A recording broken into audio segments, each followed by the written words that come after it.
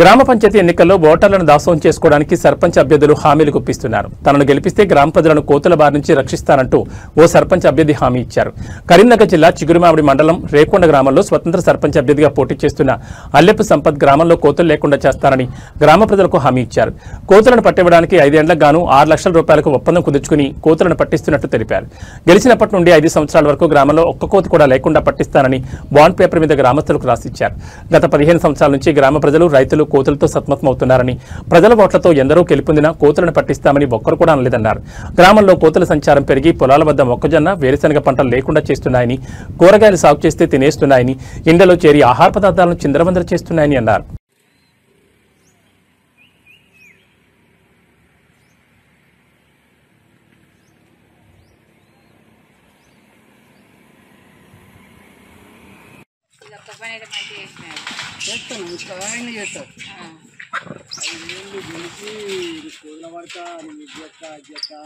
ఒక్కలు చేసిన లేదు మనసులో తింటా కూడా గింత కూడా గాయ కంటలేదు.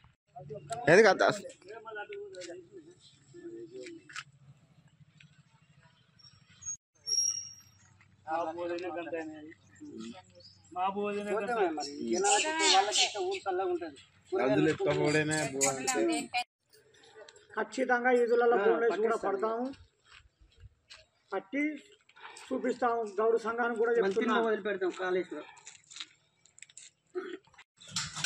చూడండి.